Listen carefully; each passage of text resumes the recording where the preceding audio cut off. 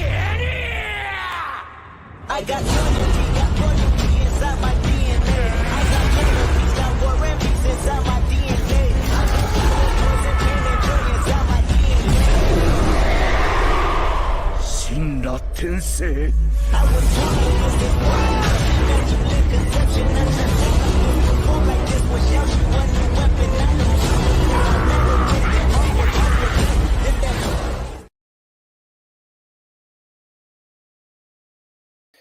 Yo, welcome back for another exciting episode of Power Hour.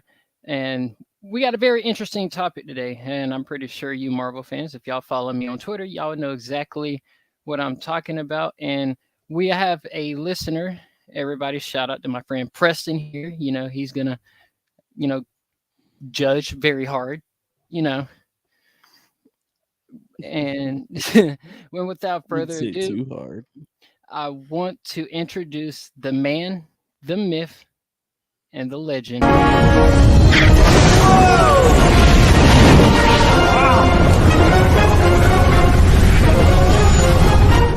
What's up? Yo, what's up, bro? Okay, so fun fact: there's been a lot of hot topics about just the MCU in general. Like, no one knows where the Spider Verse is going at this point. I mean, it's like they're going back and forth between Tom Holland. Then you're gonna bring out the cartoon version of Miles Morales into the Spider Verse and all. Even a good movie. It was a good movie, just like watching a comic book. I'll give them credit where credit's due. But fun fact, we have a hot topic about Tom Holland. So we all know that he's getting 3 more movies. I'm pretty sure y'all remember you remember that from my last Spider-Man episode that I did.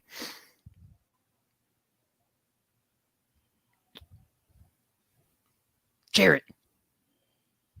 Oh, yeah, I remember that, man. But so they released 3 I guess titles for his upcoming 3 movies. Now I want y'all two to give y'all's input on it, but that's what that's what they're hinting at. As much as I wouldn't mind a trilogy to see where we've gone from like Iron Boy to actually being Spider-Man proper, it still boils down to licensing. Sony and Disney don't exactly have the best relationship. They really don't. Sony's more Garbage is a relationship. prick. Yeah, Sony's really the prick of the relationship. Disney just wants to hog all the credit and just own everything. Yeah, Monopoly's gonna do that, but I say Sony's better off being independent because Disney stocks are tanking right now. I'm gonna keep it a buck, man. Bro, Disney's going off the roof, dude. And you got to think from how Disney was when we grew up, and now they got their hands on Star Wars and Marvel. It's a wrap. Okay, to be fair, now as much as we want to, some people want to go on SJWs and all that other stuff. A lot of that was market trends. Even if you are acknowledging current trends as a business, if you manage your IP poorly, especially if it's a legacy IP, you're gonna fail badly, monstrously. Yeah, I mean, you really are. You're like, I'm talking about business is going to drop. I mean, instantly. It just really boils down to as well, like how unfortunate it was that Stan had to sell the IP for Spider-Man the way that he did. Oh yeah, for If he sure. didn't- if he Back in didn't have- '91, Exactly. go ahead, bro. Go ahead, speak. Yeah, if he didn't have to do that at that time, I guarantee Spider-Man's like the whole universe behind him, all of his rogues gallery, his villains, they would be handled with a lot more care. Because there's so many characters that Spider-Man has under his belt that hasn't yet to see the shine that they deserve. Yes, multiple Every bit. multiverses of Spider-Man. Like you got what is it? Spider-Man 2093. I think it's the one where he's 2099. where he has like the spikes on his. Like, where are we gonna see that? We only saw a glimpse of him into the Spider-Verse. And I wouldn't exactly say that's the best Miguel Ferreira, but your fanboys ain't ready for that conversation. But I'm just saying. But I was looking at these titles here. I remember when they were hinting at Spider-Man: A New Home, and I'm pretty sure y'all have seen that one. Yeah, Now that's all I'm for you. just, but Spider-Man Phone Home. Okay, now that's kind of like still at ET. Oh, and then you got Homewrecker. What is he gonna do? Like, whose house is he gonna wreck? There's so many questions. Nostalgia. And then, This slate is in poor taste. This is like, hello, fellow kids. and I'm then just you like, got Home am I back Slice. in the 2000s? Yeah, Home Slice. What are you gonna do? Give me a slice of pizza? Is this a pizza party now? No, hold on. If Black Cat is not in Homewrecker, I will be pissed. No, I was if we don't thinking see the same thing. I feel like That's blatant advertisement, man. if we don't see a proper Vulture, like I mean, they did good on the first one, but I'm talking about like Sam Raimi's Vulture. I know you ain't dissing Michael Keaton as Vulture. I know you ain't dissing Michael Keaton. Now you got to think. Now we're actually gonna get into that whole topic, but I'm talking about like I wish they would have gave us like comic book Shocker, comic book like Vulture. Now here's the thing, they did good on Electro. I ain't gonna say shout out to Jamie Foxx, couldn't have done it better. I could name a few actors, but that's a separate conversation. And then I mean Dr. Octopus, he fit perfectly. Raimi's Doc Ock is best Doc Ock. I will not Absolutely in that statement. Now, would you go with Andrew Garfield's Green Goblin or the original? I'll have to say the original. Hell no. Willem can't be topped yet. It has yet to be topped. His old butt still threw Tom across a whole apartment complex. Okay, would I say Andrew Garfield is more comic accurate? To an extent. No, I say Toby. Toby's more comic. Okay, Toby's the best out of the three. No one's gonna fault that. But Garfield is actually more comics adjacent to where Garfield Spider was kind of a jackass. Peter was based on the animated series, and what's his name? Holland. I guess you could say he's a combination of the two, but he's really not. Holland is Disney Spider-Man. Or Iron Boy, as I like to call him. Yeah, I would say he's the Iron Man out of all the Spider-Man. But William Dafoe cannot be topped. So, but I haven't seen it. I have not seen Green Goblin. I have yet to see it. I have yet to see it. But like you said, he's getting 3 more. Now, here's the thing. Now, based on these titles, like, I want y'all's honest opinion. Like, what do you think, based off the titles, would be the villain? What would be the plot? And I do got a question about Tom Holland's that I really think y'all are going to get in deep to at the end. So, just stay away from MJ for right now. You know what I mean? Well, MJ got to come in at some point. I know, and actually got something about that. We actually got a leak about that. So, a moment before we move on, a moment of silence to everyone hurting from the Zeb Wells run going on currently at Marvel. So, a moment of silence. People cringing through that. Absolutely.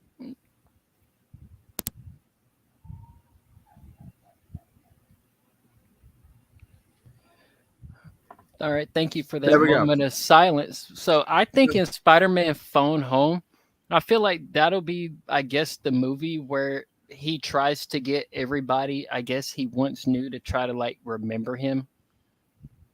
No, because I get what you're saying, but I feel like this is a clean slate, no Tony Stark baggage.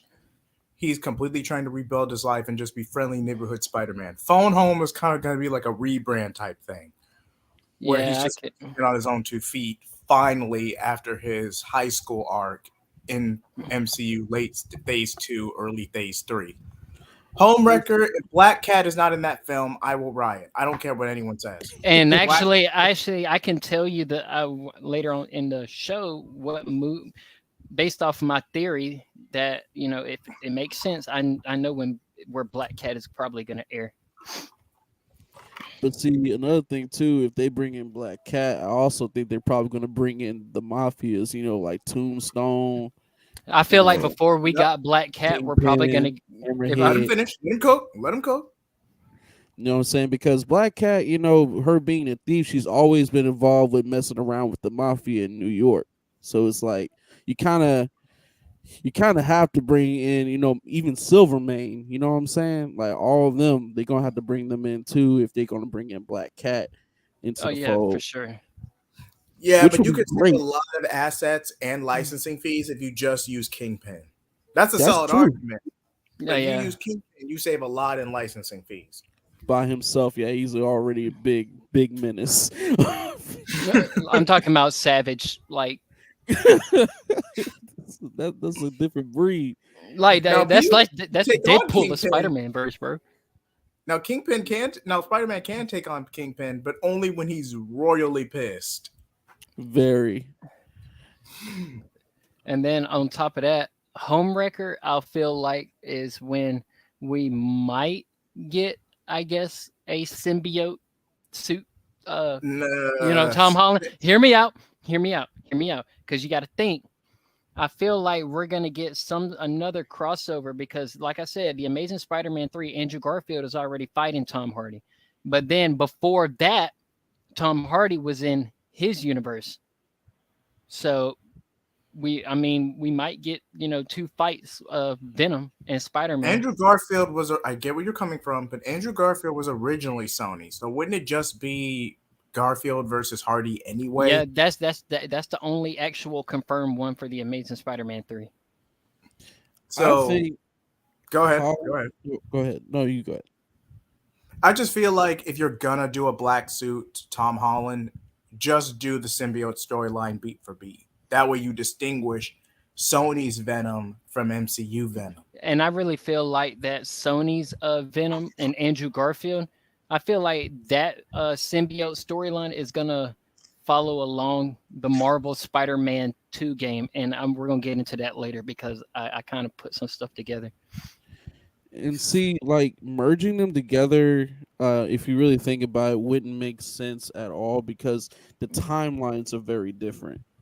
Because in the Sony version, where you have Tom Hardy's Venom, they've already moved on to the fact that they birthed Carnage. You know what I'm saying? So that's and Carnage already wasn't even born in Tom's. I'm gonna go ahead and intercede here because this could easily get back and forth. The only way that would work is if it's Amazing Spider-Man 3 in context that Venom is a flashback to where how Venom breaks away from Peter. He then stumbles upon Tom Hardy, and then we cut straight to Venom from there. Exactly. So Andrew Garfield. I didn't think of that. Yeah, so Amazing Spider-Man 3 would have to be relatively self-contained, and Garfield Peter would have to break from the symbiote like almost immediately. Very self-contained. Yeah, that you makes can't sense. use the Sinister Six. You can't use Vulture. You can't use anything teased from 2. Just the fact that Andrew Garfield was grieving for Gwen Stacy, stopped pulling his punches, went on a killing spree for a bit. Oh, Spider-Man suddenly killing? Oh, he was under the symbiote at the time. Easy fix. Yeah, and here's another theory. I think one of these 3 movies we're gonna get a Tom Holland versus Ned. Now, hear me out, because you got to think. MJ, look, here's the thing. No, hear me out, because you got to think. At the time, Ned and MJ are close than Tom is to them because they don't know who he is. So, what if Ned tries to try something on MJ? Peter swoops in. And even though that, they don't know. I'm going to go ahead and stop you right there, bro. What you just described is literally Raimi Spider-Man 3 all over again. Basically. What you just described. Like, what the fuck? But I can actually see it, though, because, Homewrecker. Look, think of it. Homewrecker. Homewrecker. As hell. Look, Spider-Man Homewrecker. That version of Peter does not have it in him to go against Ned that hard over MJ. No, I can see Miles Morales doing stuff like that because he's a simp, but that's besides the point. I can see if Ned is flying around on some little bitty glider knocking this man across the city. I'm pretty sure he's gonna. It'd be cheap fan service, bro. It'd be cheap fan service. Come on, for sure. But everybody, Ned trying to get into that mysticism. You saw what he did with Doctor Strange's little ring thing. Oh, and guess what? Just imagine a hobgoblin with sorcerer power. Oh my god. The only way I could see that work is if you take the dogfight element completely out of it and just have Ned go insane. I can actually see that all he did was pop a little bit of that goblin gas, raw goblin gas. Gook made his mind insane. Boom. I'm talking about he got a whiff of that good stuff, boy. I'm talking about he ain't Ned no more. I'm talking about he's about to blow up the city. But now, older fans are going to be pissed because they're just going to say you ripped off Spider-Man 3 and called it a day. But you were going to have that disconnect regardless. But who would these villains be, though? I mean, we basically saw in every single Spider-Man movie, out of all the three actors, we've seen majority of the villains so far. Well, Besides Shocker. question. Shocker. We've seen the popular ones. We've seen the popular ones. Which studio got hold of Craven, the Craven I movie? think Sony. I think Sony got Craven the Hunter. Sony got Craven. See, yeah, that's another thing. That's one of his big bads too, and he's a serious threat. But Sony has him. But So- I'm like, they could have in Tobey Maguire's Spider-Man 3. I've also said this. They brung Venom too soon. If they would have gave us like a little Shocker and Sandman, that might have worked, and then brought Venom later. Shocker's a D-lister outside of the Exactly, bro. I'd rather that than He's Venom. gonna get his butt kicked. I'd rather that than Venom, though. They kind of ruined Venom in that movie. No, they jumped the gun with trying to rebrand with the Venomverse. I'll give you that. But a lot of that was due to bad blood with the MCU acquisition of Spider-Man at the time, because they kicked Andrew Garfield to the curb because of other factors. He was late to the press conference because he got drunk the night before. I know Phoenix Press is going to get on me for getting the facts muddied, but to make it long story short, Tom Holland recasting was a very last-minute thing, and they couldn't go from where Amazing Spider-Man 2 left off. No, but they really just casted Tom Holland when Andrew Garfield was really in need of his third movie. I agree. Andrew Garfield. Okay. If the only way you could have finished Andrew Garfield without completely snubbing him is if you made Amazing Spider-Man 3 standalone. Yeah. And there was just no money left in the budget for that because the deal with Sony for, to get the bride off the MCU, that was Full Sail because these contracts are at least a year and a half in advance. And There was no money left because you got to get trademarks, you got to get licensing deals. There was no way you could squeeze Amazing Spider-Man 3 in within that year and a half gap. There was just no way. And I feel like that they kind of waited a little too late to bring, I guess, Toby and Andrew back. Why wait until the multiverse saga when you could have really made their no room for the plot? No room for the plot. And here's the thing: you could have had Toby Spider-Man 4, let it stand alone. Andrew Spider-Man 3, stand alone. And then you can still work on Tom. It's different universe. So you still got to pay the licensing fees for Spider-Man every time. And now that he's part of the MCU with Tom Holland, you had to pay extra to get Disney off your back to prevent a lawsuit. Not to mention, it really muddies the waters a lot. Brand if you have confusion, too many Spider-Men out there, with the continuity of things. It's the Batman effect. It's Exactly. the Bat embargo all over again. It's the Bat embargo. It's just too much going on. So it's like the biggest thing that they need to try to do with the IP of Spider-Man is to bring it into one single streamline and make it work. The multiverse saga, even if Phase 4 was a blunder and Far From Home was its saving grace, technically it's a Sony film money-wise, but you get what I mean. And then the multiverse saga was just Marvel's and Disney's last resort. Even so, it still set the stage. You still had to pay more of that because of Tobey Maguire, because that's the only way he was going to put the suit on again. But I feel like it worked given the circumstances. Look, especially here's the thing. They paid a lot of money for Tobey, but guess what? They gave Andrew not even half of what they paid Tobey. Andrew was all for it because guess what? He wanted his third movie. Yeah, but Tobey's a bigger actor. Tobey's gone to bigger and better things relatively. He did have a bit of a downward spiral in the mid 2010s. I feel like Tobey's a freaking. He needed the boost. He needed the boost. I don't like his other movies. He just yells at everybody, and I'm like, dude, he's an angry man. What can I say? Like literally, did you not take off the symbiote suit, dude? No, when he was wearing the symbiote suit, he was emo Maguire, and that pretty much took on most of the movie. He didn't get angry till like the very end. Oh, he was a straight douche. I ain't gonna cap. He took Eddie's girl and then literally grabbed forget the small little snippet video of Toby just yelling at the paparazzi to get out the way. Get out the way. And what about the part where Brock's like, he said, oh, I'm gonna be taking pictures of you now, and he said, oh, how about a little bit of that web action? And he said, boom, see a chump. And just jumped down. And I'm like, you just broke that man's camera. Like, it didn't cost him everything he had. Now, to be fair, Eddie Brock was a dick. But guess what? With a symbiote suit, Toby was just. It was no contest, Side bro. note: Topher Grace always knows how to play douchebags. You realize He that? does. He does. He does. Now, Eric Foreman from That 70 Show was a low key douchebag, but it's the 70s. He's a kid. He doesn't really know what he's doing like that. So I give that role a pass. But a lot of Topher Grace's roles are douchebags. Straight a lot. up. Like, think about it. But Other than Eric Foreman, name one role Eric Topher Grace had that wasn't a douchebag to some degree, or was a little douchey. Name one. I'll wait. I literally can't. I can't either. I can't either.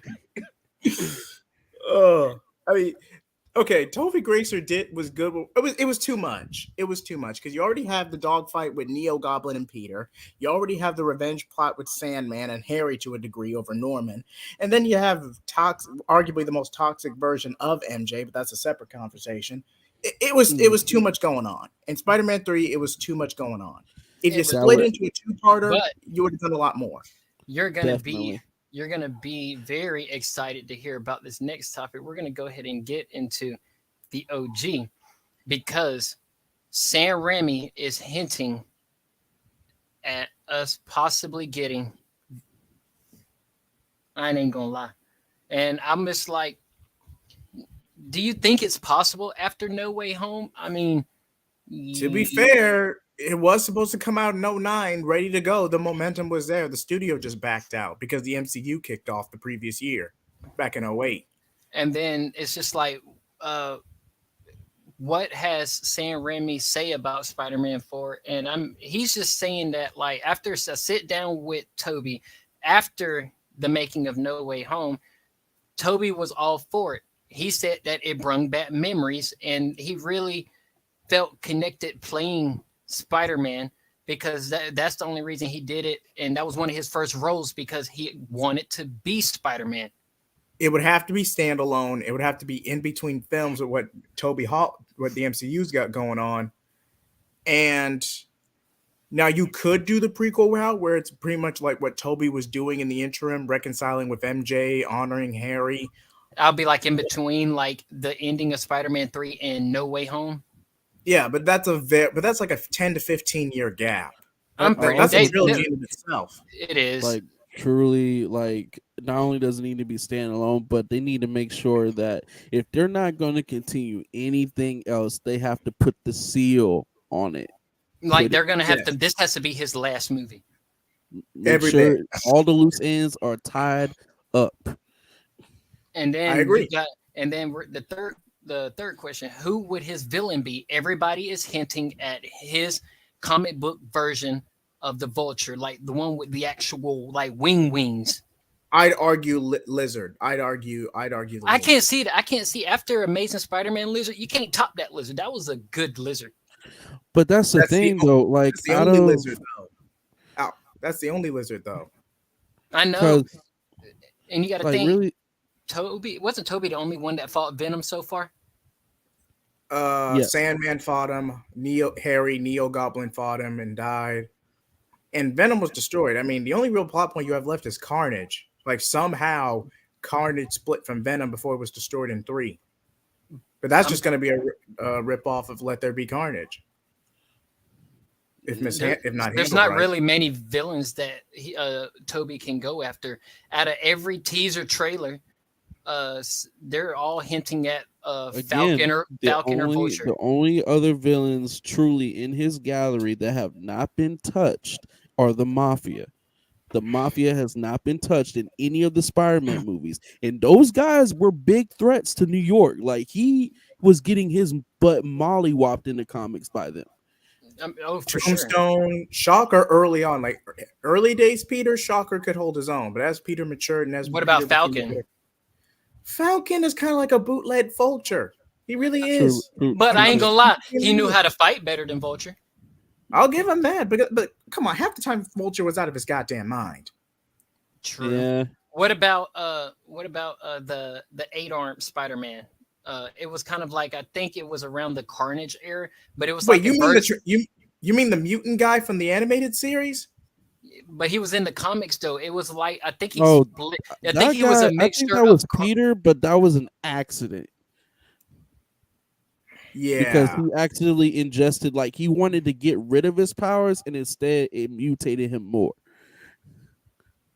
I Yeah. think that's what you're thinking about. Yeah, but I'm okay. So that's out of the picture. They really only Rhino? have Rhino no or the amazing, Mafia? Amazing Spider-Man 2. You can't It beat was it. a post-credit scene though. And I feel like that we're probably gonna see that at Also, the they put beginning. Rhino in a Rhino suit, but not the Rhino suit, if you get what I mean. It And was here's a the thing: mech. It wasn't the actual Rhino. It was just a and guy in a mech. we No, might get a. I don't like that. I don't know, man. And you got to think, that was a post-credit scene. So if Amazing Spider-Man 3 was to happen, I feel like that'll be like right at the beginning. We're gonna see how that fight played out. That's true. I'll give you So that. I don't really see the Rhino being in Toby's. That's the thing. Everybody's on Twitter in the Marvel page is just like, who would Toby fight? There's only like And a see, handful of people. here's The another thing too. Mafia, Black Cat, but she would be more like a foil to Peter than anything, or a temptress. It would just depend how much of a role Kristen Dunst is given, really. Yeah, and And that see, if they already post marriage, it even makes even more sense for it to be the Mafia, because if Peter's secret gets out to them, they're more than willing to go after MJ's head. Every bit. and Peter's gonna have to go, a And MJ's pretty public, because you remember in the Raimi movies, and MJ had a relatively successful modeling career. or so the acting, Mafia- acting career, yeah. I thought it was both acting and modeling, but I I mean- would Yeah, have to- yeah, Was she- both. It was Huh. both. But here's the thing: do you think Kristen Dunst will still be MJ, or would she just like give up, that, and we're gonna probably get like a Gwen Stacy kind of? No, you still got to establish MJ this late in the game. But whether Kristen Dunst gets recasted, it's anybody's ball game. I hope she don't, because she was a douche. Okay, I What didn't like her was- attitude. I did Hear me not out. like her attitude. hear me out. Hear me out. That's all I'm gonna say. It was realistic to where really you're in a was. relationship. This person has powers. He has this responsibility to actually help people with them, and you're not as big of a priority if a crisis is going on. That's very realistic. Now, But then, I'm gonna go kiss your best friend. Oh, that just makes up. But To see, be that's fair- what happened in the comics for real. I yeah, know, and even- I'm just like, she's a dick. even in that context, they were in the comics. They were going through relationship problems at the time. Right. The way Rami wrote it, Harry blackmailed her to make Peter suffer. And Peter, and I like how here's Harry, like he's like, I'm the one she kissed, and when she kissed me, strawberries. That was so disrespect, bro. I would have. Oh, I would It's have. true. Well, you It's should see the true, deleted though. scene of that fight. It was even worse. Oh, the way he just said, "Oops," side the bomb, web sling, and then threw it back. I was just like, "Oh, okay then." And then the butler had to drag his broken body out of the cellar.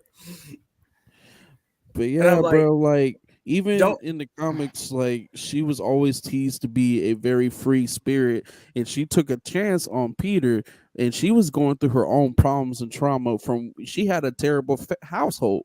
So you got someone who's not reliable, not really there. She ain't got time for that. So she MJ wanted ain't to right. find- Let me be clear on this. She ain't an Amber from Invincible. She's not an Amber. MJ just had a lot of baggage, and Peter just saw her as the girl next door, and she was trying to live up to that image, for real. She really So was. MJ just had a lot of baggage. Amber in Invincible, at least the show's version, was just a bitch. Let's keep it above. She was a bitch. No, I can't There's even no lie. reason for her to do him like that at all. But I can't even lie. I feel like I like Zendaya's version of MJ better. It's Really? decent, but that's okay. I'll let you cook, man. Why do you say Zendaya's MJ is better? Okay, you got to think. I mean, they do it perfectly. High school relationship. I'm talking about, and see, it wasn't no like Peter told MJ, "I'm Spider-Man." No, this girl found out herself, and I'm just like, oh, okay. I mean, the upside down kiss was a dead giveaway, but still. And then on top of that, I mean, I just feel like that connection that Tom and Zendaya had, like Toby and Kristen wish they had that. I'll give you that. They did not have good chemistry. They But did did they not. make it work? Did tickets sell? I mean, yeah, Did tickets sell? Yeah, just to see her go back and forth from Harry and Peter. Okay, first of all, He feels some type of way. Yeah. He said, "Hold up now." Oh, God. a lot of that was just okay. The source material for Spider-Man 3 was a combination of death of Gwen Stacy, the turmoil, the relationship stuff Peter and MJ were going through just before that, and a little bit of the storyline that shall not be named. A little bit. Norman was out of the picture, so they didn't use a whole lot of it, but it was there. Yeah, I can see that. You Now, guys know what I'm talking about. I do. now, do you think that Spider-Man 4 would take place before or after No Way Home? It would have to be before. It would have to be before if you want the most impact. Like, you see it more of like Peter going back in time, and he's going Hear me back out. to. Let me cook. Venom is defeated. Harry's buried. Peter reflects. Him and MJ take a break. Black Cat go from there with the Mafia. Just right there. Now, we know from No Way Home, Peter and MJ reconcile at some point and they work it out, but we don't know the story of that. All we know is that they danced at the end of Spider-Man 3. Remember, That was just heat of the moment, and they're just glad to reunite after everything they had been through the past month and a half. And yeah, they it were wasn't really a true like, yeah, we're back together, we're happy, yada yada yada. It was just relief for the situation. MJ breaks off the engagement, Peter gives her space, and then they just reconcile a couple years down the road. Now, do you think Peter and MJ will have kids if they do make a fourth one? It just depends.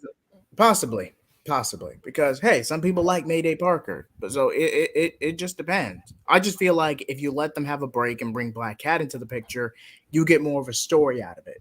If they have kids, then you got the Mafia going after his family, and then you got Spider-Man literally one against the army, basically. The only way you can make the kids plot work is if they're going after due to Kristen Dunst's MJ, not Spidey himself. Right. They Right. found out the truth. Yeah, I can see that. But okay, that actually makes sense. I mean, Because out of again, all you the- got to do a lot of things to get ahead in the acting and modeling world. Maybe Kristen Dunst didn't pay somebody back, a shady deal, and the Mafia and one of the figureheads wanted revenge on her. Peter tries to protect her, gets his butt kicked by Tombstone, and where do we go from here? MJ goes into witness protection for a while till the heat dies down, and that's how they break off the engagement because MJ's technically on an ongoing case, and Peter can't risk being in New York to go into a WP with her. He can't just abandon New York, no matter how tempted he might be. Yeah, I can definitely see it. Out of all the stuff that I heard about Spider-Man 4, that storyline actually makes sense. That's Yep. actually how they really need to write it instead of giving him a one-on-one actual like basic Spider-Man movie with that main villain. You know what I'm not saying? really It's the only Something people more who- grounded. Yeah. Because if it's going to be his last movie, I'm pretty sure that Sam Raimi is going to go off with a banger.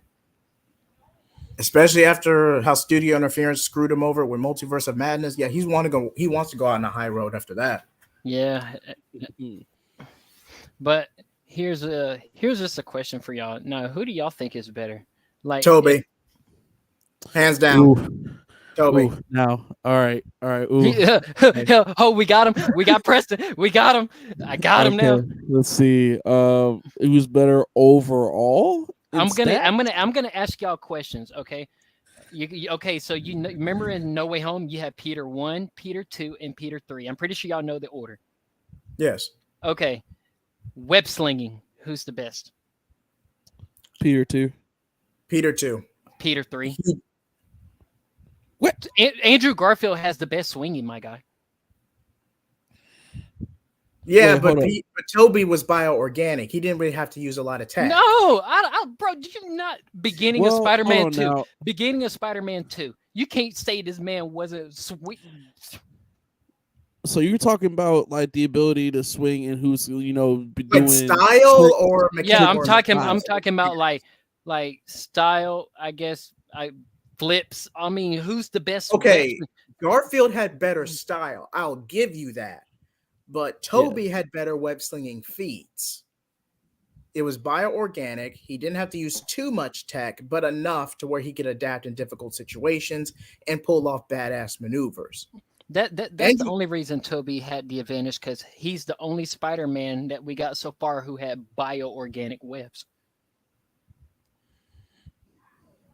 now, But if here's you want to go into webs biomechanics or gadgets, then I would argue Tom Holland because he's got Stark Industries back. and then I'll have to put Andrew Garfield as second, because I think them two knew more about gadgets than Toby did. Yeah, like they both took the time out to actually make their own webbing. Yeah, You know, Toby So- Toby dabbled with gadgetry and web slinging tech, but he didn't have to do too much. Yeah. I feel like he went more into gadgets, like fixing that little moped that he rode around, you know? The only time he ever really had to use web slinging gadgets was when he was going through his mental block in Spider-Man 2, after he like bounced back from that. Yeah, and he had to build a gadget, but then at the same thing, I mean, didn't he lose his powers again though? After, like, he got it back for a short period and then he lost them again. yeah, but Again, that's he was because going- of a mental thing. Oh, Yeah, MJ. it was a mental block. It was a mental block. And but, okay, so fighting, who do you think is stronger? It's Okay.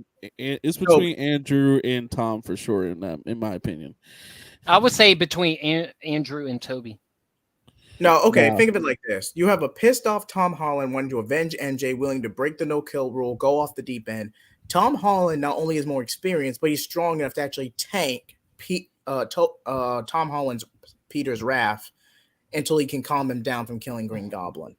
Toby Peter is a tank, period. Now, a lot of that could be due to experience. He is roughly 40 at this point. So a lot of that could be experience, but Toby's a tank.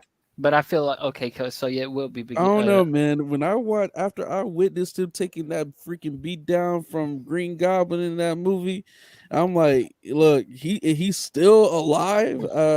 Other Toby would not have handled that beat down that well, in my opinion. Toby would have got up and went ape. Again, this is like tail end of his prime. He's reconciled with MJ, maybe had a kid. So much time has spent. These villains were plucked out of the multiverse like just before their deaths in their respective films. Now you got to forget. Now Andrew been through his fair share of beat downs. Oh, Andrew's been through his fair share. Now, Like, Andrew would hold his own. He got smacked around by the lizard, and then this man got literally shocked into place by Electro. Electrocuted. Tom Holland is younger, more spry, and has more style. It just depends if he can actually outmaneuver Toby's spider sense and can catch him off guard. That's another thing true too. Like out of the spider's senses, his is the weakest. Yeah, Yes. I would say Tom Holland's is the weakest. I feel like I would argue Andrew Andrew's is the Garfield. weakest. I think Really? Andrew has one of the strongest. Tom Holland just doesn't know how to use his because he relied on tech so much. He relied on tech and Stark's backing so much that he doesn't really have experience as being Spider-Man or experience using his spider powers. Hey, but at least Andrew knows how to use his. Remember, this man literally dodged a basketball against Flash. Like, this man was straight savage. That's basic civilian zone. He was just playing with his bully to get back at him. But that was hey, pure but he was catharsis. quick though. But I will say that, like, out of displays of, it's hard to say which one of them really is the strongest because they all had displays of their strength. You know what I'm saying? Like, Yes. freaking Toby stopped a train. Tom Andrew freaking pulled a ship back ship together. freighter. Freaking Andrew managed to Tony had to help him with flying that, car, picked it up with his bare hands. Like this I'll give you man, that. I feel like literally Andrew became a conductor to literally pull his web together to fry Electro. You know what I'm saying? Like, It just depends on whether you're going through physical capabilities or stats or feats, basically. In But- terms of feats, Tom Holland has has pretty much higher ranking feats because he was able to barely pull a freighter back together or keep it from breaking further. He would have lost his grip if Tony hadn't swooped in with the suit. He would have lost his grip, but he was able to hold that freighter together for a few seconds. But I will have to say, out of all the Spider-Man, I would say that Toby would still be my top. Toby would win out overall because of experience, feats, And the stats, OG. and the OG and nostalgia factor. Toby would ultimately win out in the end. Tom Holland's the first one out because he's the least experienced and he relies on gadgets more than his powers. Andrew would put up more of a fight, but Toby would ultimately beat him in the end.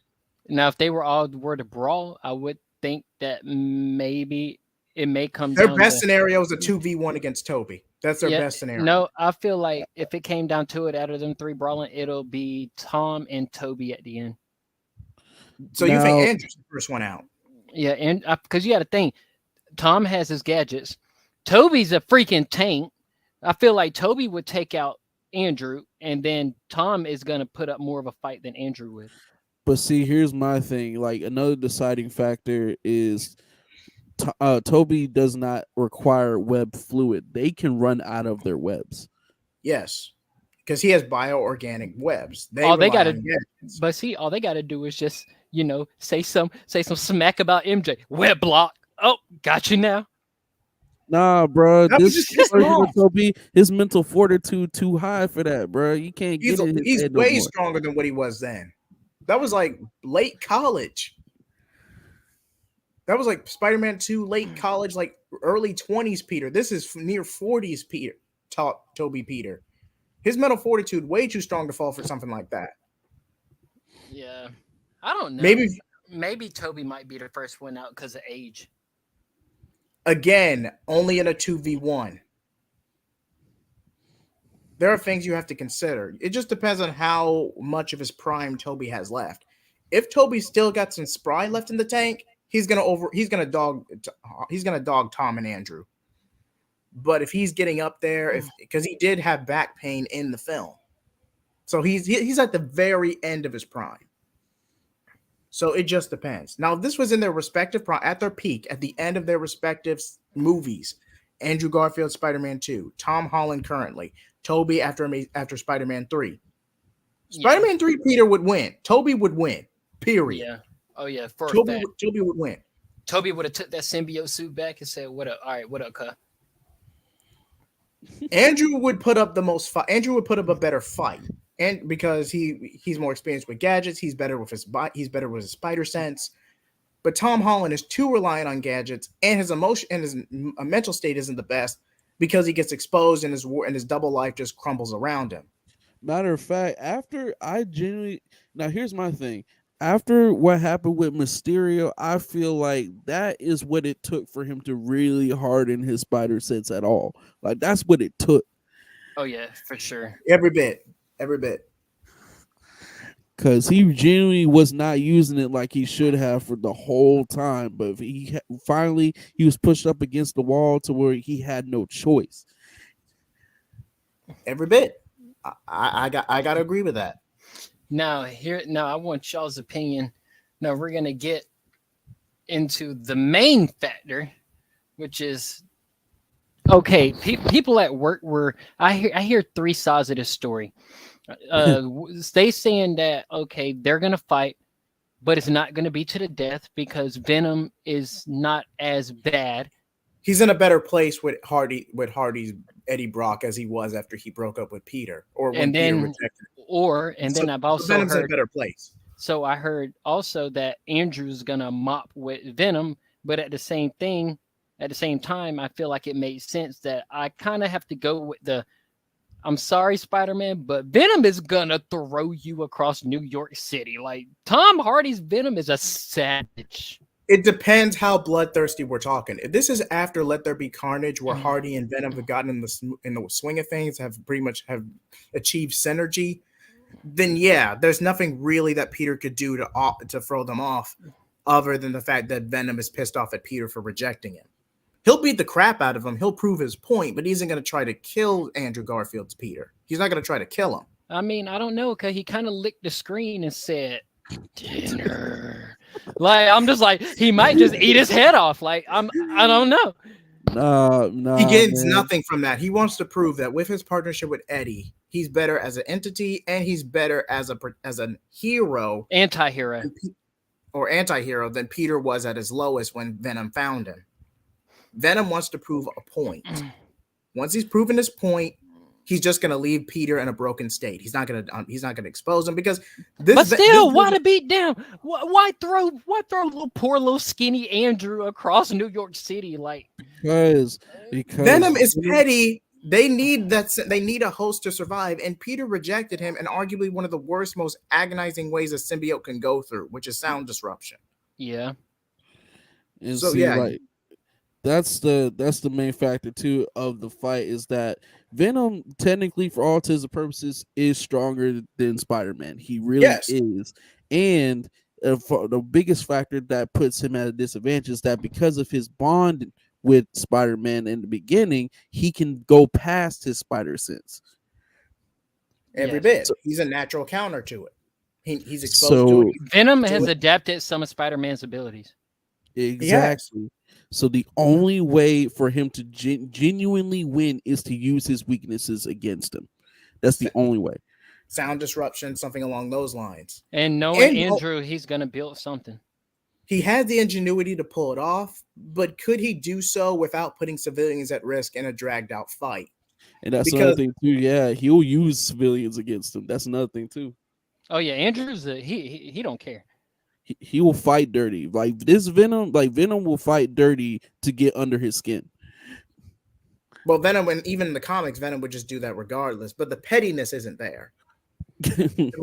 It just depends on which version of Venom you're talking about. If you're talking about Venom 1, then yes, he would try to expose Andrew, beat him to a pulp, expose him, just really torment this man for rejecting him.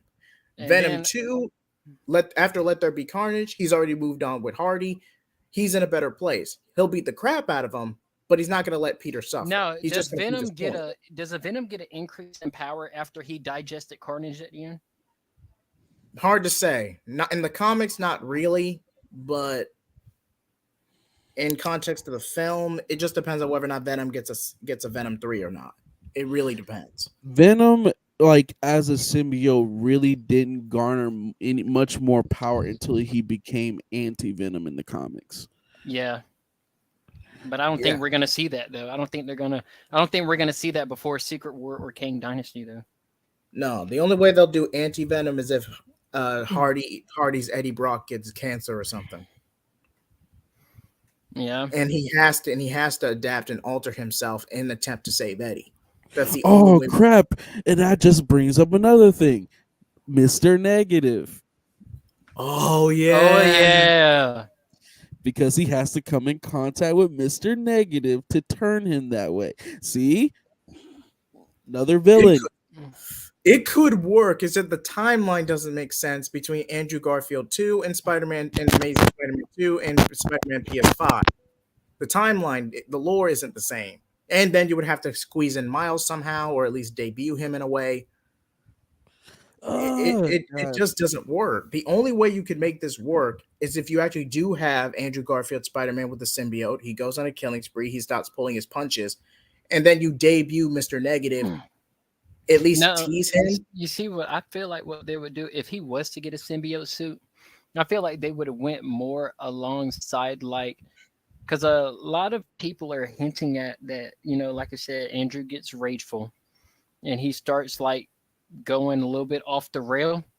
And then we're gonna, since we are in the multiverse saga, Spider-Gwen is probably gonna get introduced.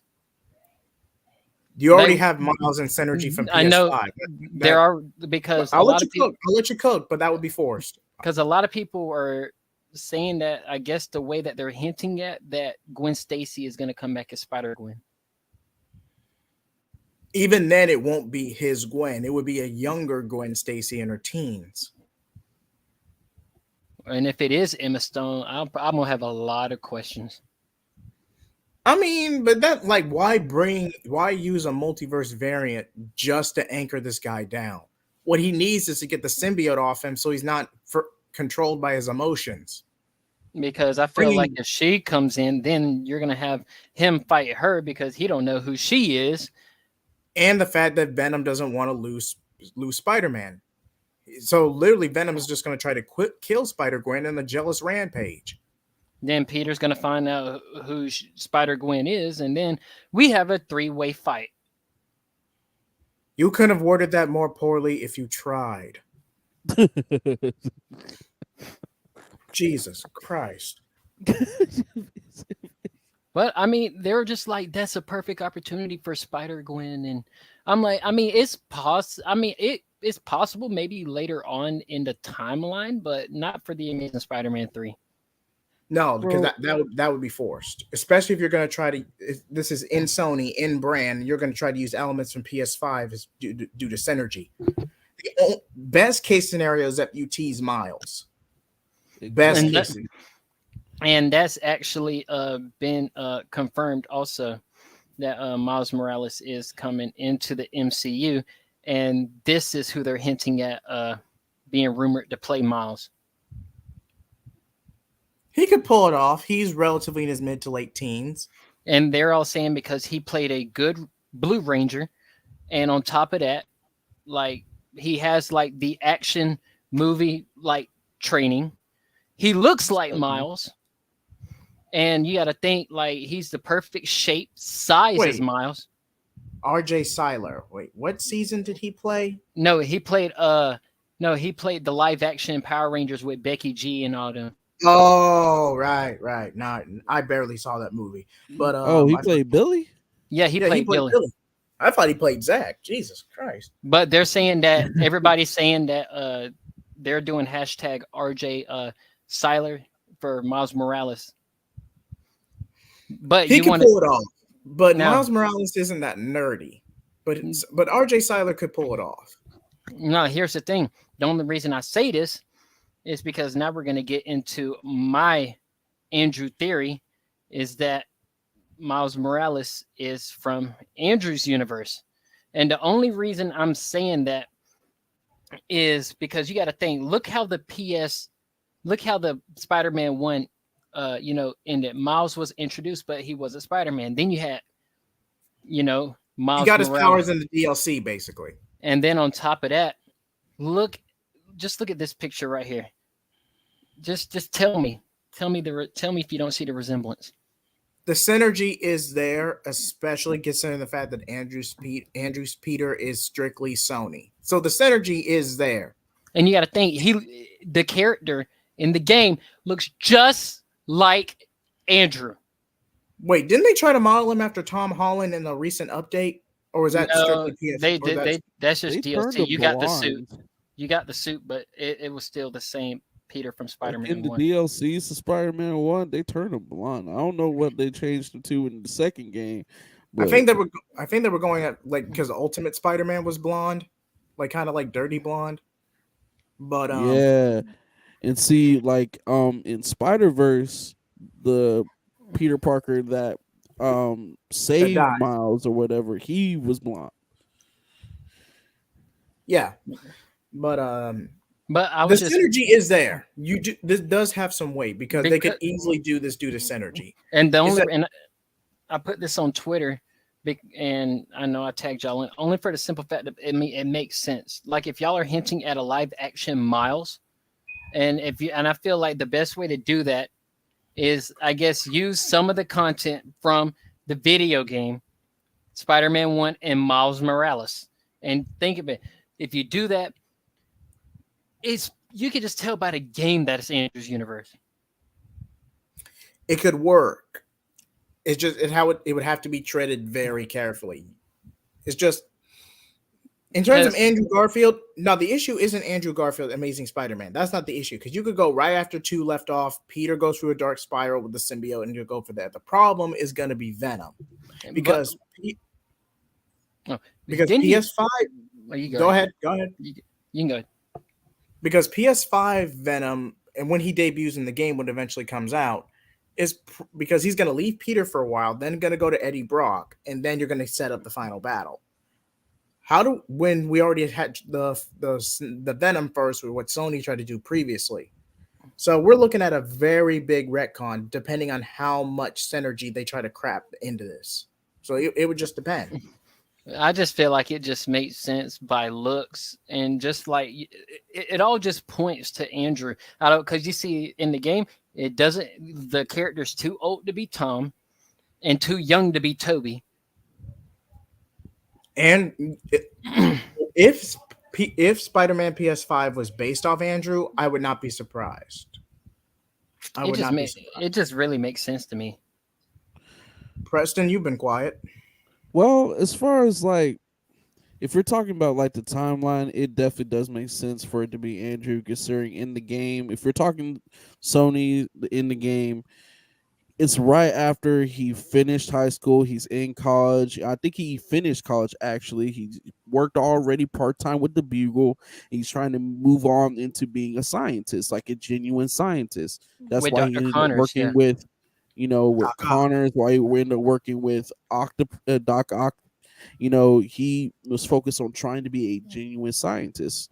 So it really makes sense for that kind of breaking point in between there that happened. Not to mention in the game, I'm pretty sure it's already past the point where he dealt with Gwen because Gwen came before MJ. Every Yeah. bit. And this is even at the point in the game where MJ, they've already had their spat about, well, you're Spider-Man. Well, you always put me on the sidelines. You don't tell me anything. You always treat me like a damsel, even though MJ is like trying to be a genuine reporter and all that stuff. It really makes sense. It just depends on where they decide to fine tune and pinpoint where they want the narrative to be at. That's a fair point. That's a fair point. To me, I just feel like what better way to introduce Miles Morales than have Andrew, introduce himself to Miles. Because I feel like at that point, Miles is already going to be bitten by the spider. But I do believe in Let There Be Carnage. Venom revealed that symbiotes have the abilities to jump dimensions or to other universes. So what if after Amazing Spider-Man 3, Venom jumped universes in an attempt to save himself? And then you got Spider-Man 4. That way you still have Venomverse, which is where Tom Hardy and Venom by himself, and you still have Andrew Garfield Spider-Man. That's a brilliant idea. Just tell a self-contained story of Peter going for the symbiote, his dark spiral. Miles and MJ help him through it. He rejects the symbiote. And then after the final battle, Venom jumps universes in an attempt to save himself. That's why he reaches out to Eddie Brock and the Venom Tom Hardy's Eddie Brock, because he had already bonded to a variant. Now, Peter. No, I would say before we move on to the next topic, I really do hope that one day I'll see a live action Andrew Garfield symbiote suit teamed up with Miles Morales. That's what the game is for. But out of synergy, I'm talking about on the big screen. You have to build up to that, man. I don't know. That'll be. Ooh, boy. Because after the momentum from Spider-Verse, one could argue Miles could at least get one feature film on his own without Peter or the Spider-Verse carrying him. Because the box office numbers are there. Oh my god! And after the movie they just dropped, they put their foot in that movie. They did. Yep. They put that foot in that movie, and I'm already excited. Like continuity when it comes to multiverses and so like this, but the way that they did Miles's movie just makes you excited to see wherever they're going to take it. Versus like if you were to go based on like the game Miles, like it's a different ball game because in the movie for Miles, Peter is dead, just outright dead. There's no other Spider-Man but Miles now. But in the game, they're working together. Peter is mentoring Miles directly in the games. Yeah, but then they tag team against Venom, which I'm just like, okay. So there's only two ways this could end. Either Peter officially retires and focuses on being a scientist and sealing the deal with MJ, or he's tragically killed off. And just imagine Andrew getting killed off, and then you got RJ, stepping in. It would lead up to a passing of the torch,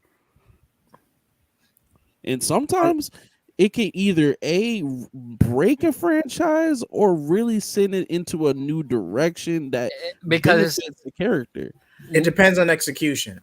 It really And do. I Now, know I'm a DC guy, and I know this is Marvel, but I have to say this: Flash, the comics, not the CW show. No, Mhm. but the comics did this the best with Wally and Barry. Barry willingly sacrificed himself in Crisis on Infinite Earths. Wally stepped up and became the Flash of a generation. right. And even after Barry came back in Rebirth '09, Wally was still doing his own thing. He had taken a little bit of a backseat because his kids were born by that point, but prior to all that, Wally and Barry were equals at that point. They were co-Flash. One would prioritize being on the League, the other would prioritize defending Central and Keystone City. They found a way to make it work. It was literally a mentor and a sidekick coming together and being acknowledged as partners finally. It's no different than Batman and Nightwing. The only difference is Nightwing fully rebelled on his own accord, and which led to the Teen Titans. Whereas Right. Wally had to step up in the events of a tragedy. So you feel like it'll be more of like an Andrew retiring and then passing it off to Miles?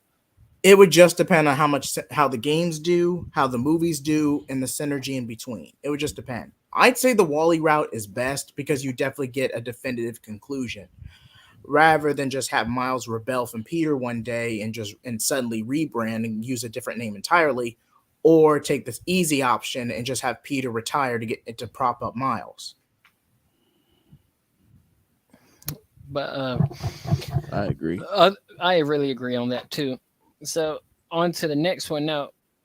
We know that it's already been confirmed that we are going to get all three Spider-Man back in the Avengers Secret War and Kang Dynasty. So Andrew, Toby, and Tom are coming back, and we also been confirmed Blade. But here's the thing: now at the end of Quantumania, when you had that room full of Kangs, that's what threw me off because I'm like, okay, that's kind of like jumping Secret War and going right into the Kang Dynasty. They're kind of reversing it. Secret War, the original Secret War from the 80s, was relatively self-contained. They get warped to another dimension, they fight this big threat, and then this huge plethora of consequences, including Peter getting the symbiote suit, which he brushed off as alien tech, but didn't know it was actually alive. So Secret War, the original story, is relatively self-contained. So you could have Kang Dynasty come out first. It wouldn't really change the overall story that much. I feel like they need to stick to the comics though. They need to come out with Secret War before want to go ahead and destroy the multiverse with 100 million Kangs. Like Me personally, I would have swapped them, but I would have. But objectively speaking, Secret Wars is relatively self-contained. It is, but I feel like I feel like I'm Secret Wars hinting be that- treated as more of like a side story to keep the people intrigued, really more so than like trying to really build Adapt it. something. Yeah. But here's the thing: why use Secret War? Because it's a popular storyline that's getting an adaptation. That's much like saying, why do a Secret Invasion TV show? Why wait till Secret War to,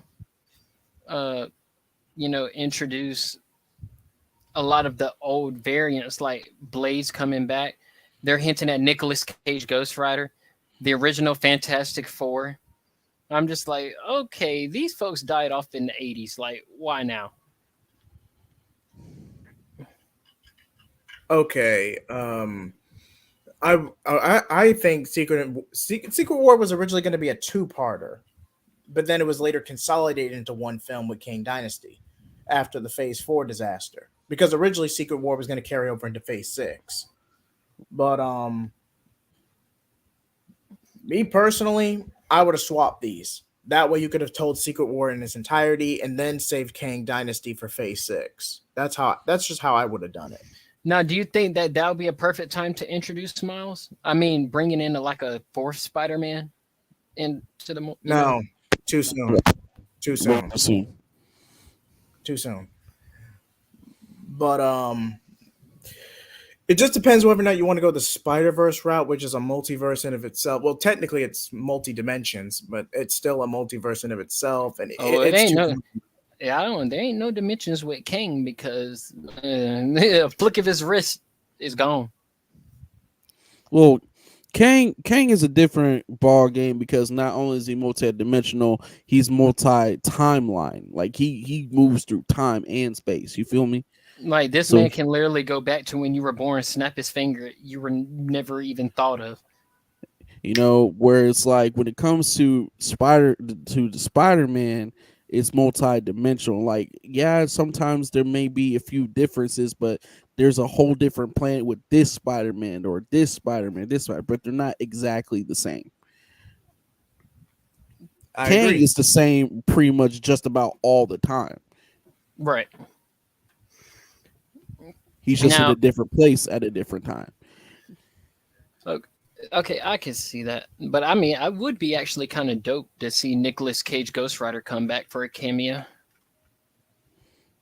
Oh, absolutely. But I Yeah, also feel like I feel like instead of bringing back like the old Ghost Rider, I feel like we need a cemented new face in the game to be the Ghost Rider. Bring back the Ghost Rider that made his appearance in the muscle car in Agents of Shield.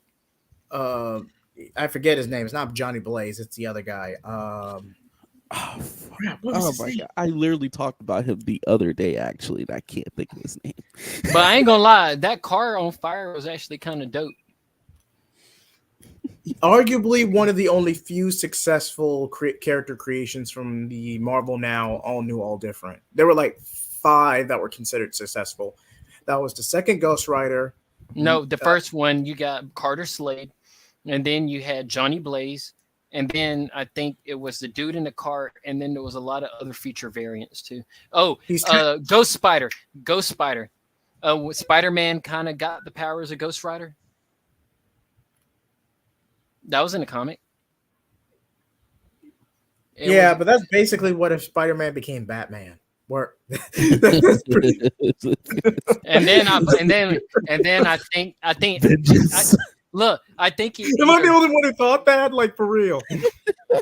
Like Spider-Man be You're not like, wrong. look, your friendly neighborhood Spider-Man. Like, bro, what? Why's your hair on fire? I'm gonna suck your soul. What? You're not what? friendly. You're not friendly at all. What the fuck?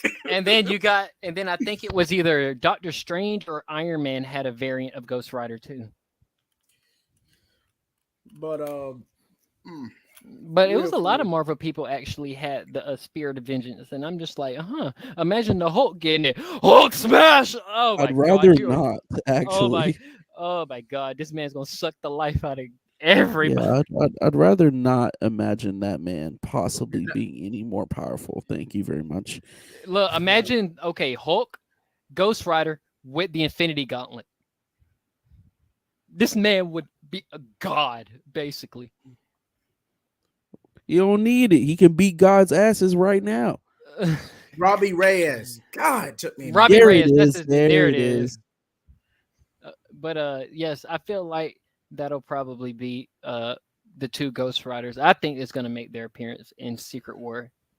But yeah, like that's my whole thing. Like if you're gonna bring that's another thing about some of the Marvel characters that I'm glad and I want them to really do justice for. Is like I'm glad when they brought Doctor Strange, and I'm glad that they casted Benedict to be Doctor Strange. I couldn't even picture another person to play him that well. But like I brought up The Rock playing Black Adam. That was a perfect match.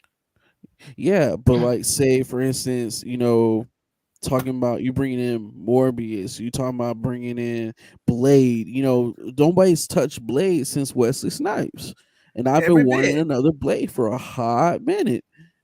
But Blade was technically structured as a vampire movie, not a superhero movie. But still, it was decently balanced. You could easily see it as a superhero movie and not complain. Exactly. But I feel like after this own thing. After that second Ghost Rider movie, I really feel like if they was to bring back like a Ghost Rider 1 Nicolas Cage like for a Secret War, that'll be justice. He deserves that. The second one was booty, bro. True. But I ain't gonna hold you. Like how does his skull go from white to black, and then like this man literally he doesn't talk like in the first one. I was like, what in the world is this? They didn't want to have him sound too much like Batman. Because Yeah, remember, the Dark Knight trilogy was coming out at the time, and there are a lot of comparisons between Ghost Rider and Batman. They both crave or deal vengeance. But I would compare Ghost Rider more to the Spectre, not Batman. But I can see why people have that misconception.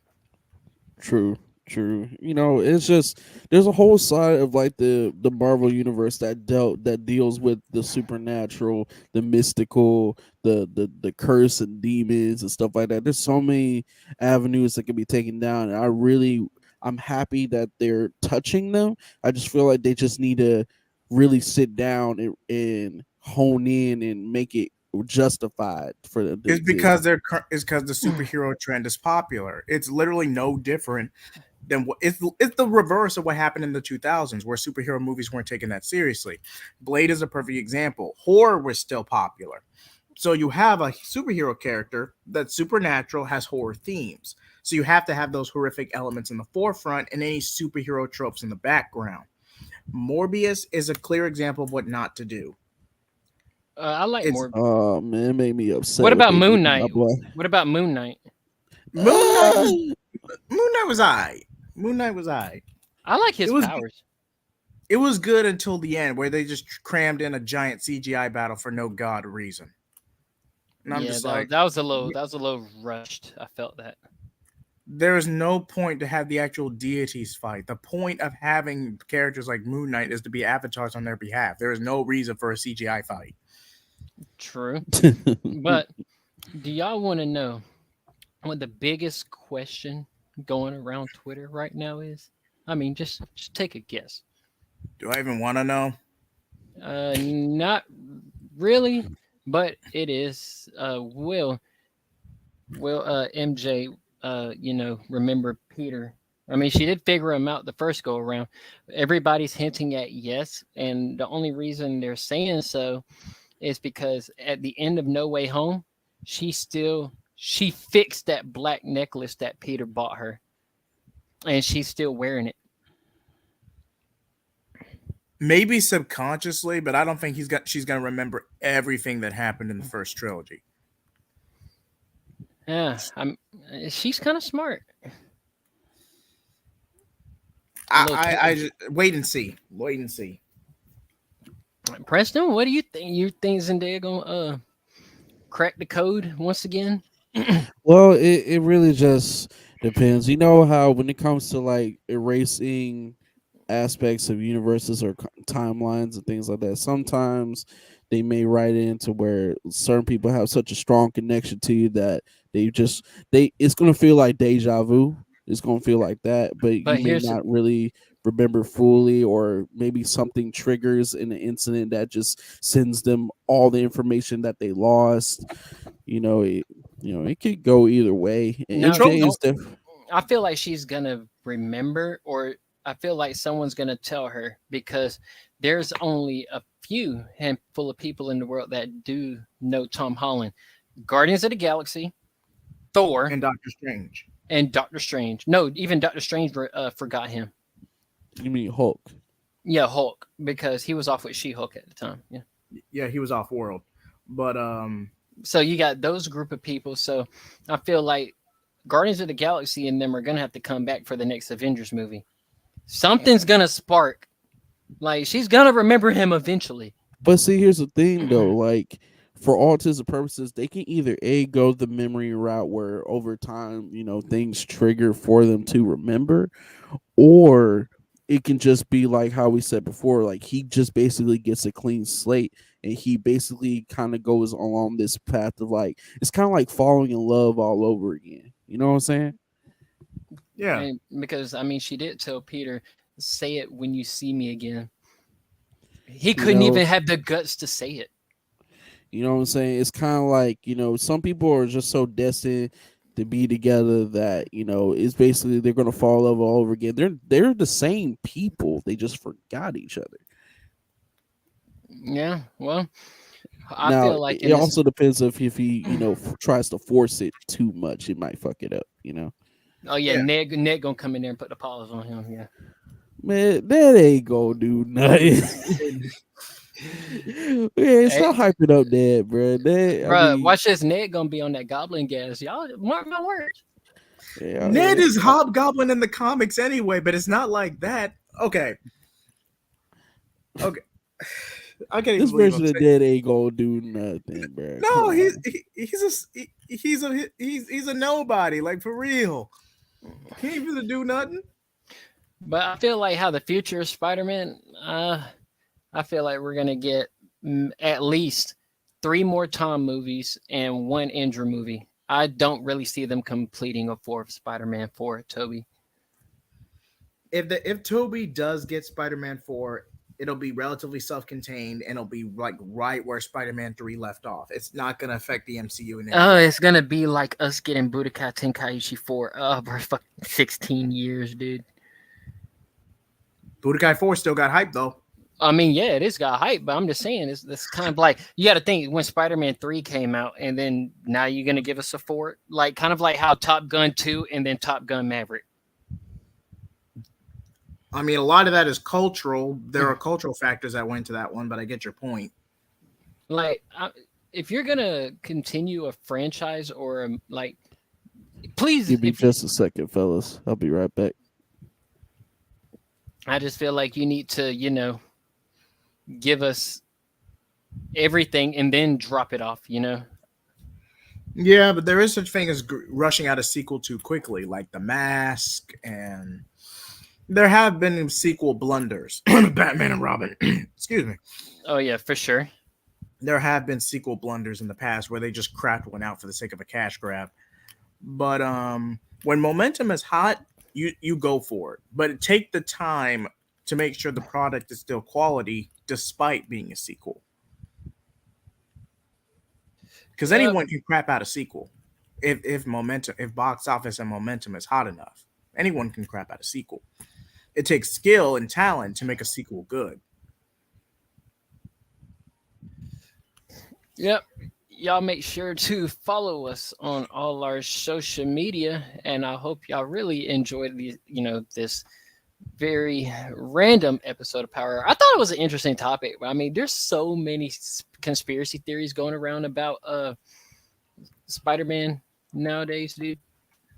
Yeah, this was a very good conversation to have. And who knows, we might go into more detail about this in the next dynamic duo, manga versus American comics.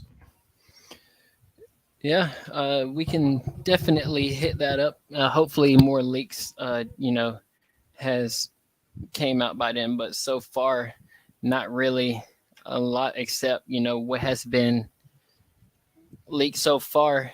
I really hope those names of Tom's movies change. I'm just gonna go ahead and say it. Yeah, those are some whack ass names, not gonna lie. Uh, Childish names, honestly. Homewrecker might be able to work if you put Black Cat in the film, or at least if you put Black Cat in Homewrecker, it's salvageable. But the other two are just whack, man. Yeah, I just really do not like. Uh, they're running out of villains, bro. Like they're gonna have to do something. There's not really many more villains that you can have to be, play Spider-Man. Because you can't really rely on spectacle anymore. You have to actually tell a story. If you have grounded storytelling, like what Preston was trying to say with Tombstone and the Mafia, you can make it work. You would just have to tell more grounded stories rather than relying on superhero spectacle. Facts. But hey, everybody, y'all let us know what y'all think about any of our discussion in the comments below. Follow us on Twitter. Same names as YouTube. And I guess that'll do it for this episode. I'm your boy Kid Takeoff. Jahi Blaze. All right, peace out, y'all.